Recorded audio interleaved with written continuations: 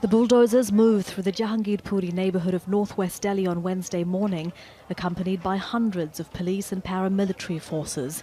They destroyed shops for 3 hours despite a Supreme Court order telling them to stop. The gate to the Jahangirpuri mosque was also demolished, while the Hindu temple next to it stood intact. This demolition should stop because no one from these shops took part in Saturday's violence. On that day, Hindus were creating trouble. Some people asked them to stop, but they didn't, and some of them pelted stone, and then some young kids from this side threw stones, but no one threw a stone from the mosque.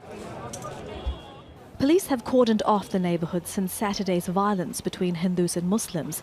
It started when hundreds of Hindus led a procession through the largely Muslim neighbourhood, carrying swords and chanting Hindu nationalist slogans. Most of the shops which were destroyed on Wednesday belonged to Muslims, but some Hindus lost their property too. This is just wrong. If they want to clear the roads, they should serve a notice and inform us beforehand. And if they don't do that, they should at least give us time to move our things. It's just wrong to destroy people's livelihoods. The North Delhi Municipal Corporation, which is run by the Hindu nationalist Bharatiya Janata Party, said Wednesday's operation was part of its regular drive to remove illegally built structures. This is against some people who've encroached on government land. Some scrap dealers had blocked the whole road. We've come to clear that. But the demolitions are taking place just 2 days after a senior member of the BJP told North Delhi's mayor to destroy any illegally constructed properties belonging to people arrested in connection with Saturday's violence. 24 people have been arrested so far, most of them Muslims. Saturday's violence follows a number of similar incidents across India in recent weeks. That also occurred as Hindu groups were leading processions through largely Muslim neighbourhoods.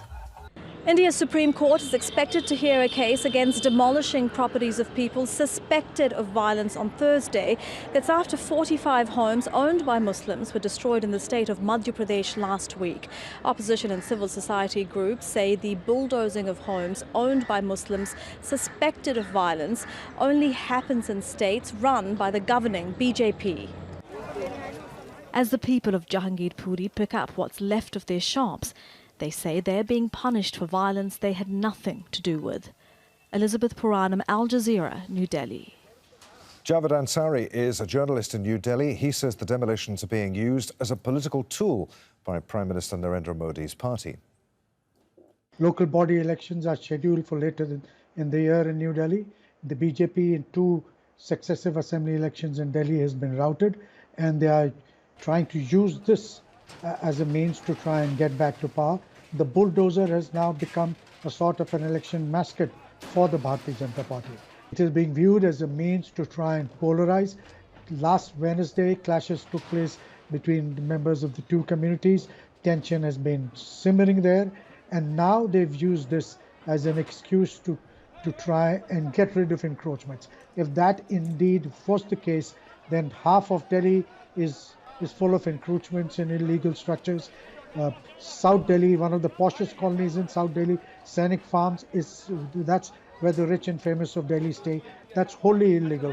Why not begin from there? Why begin where the poorest people stay, and most of them happen to be from a particular community, the Muslims?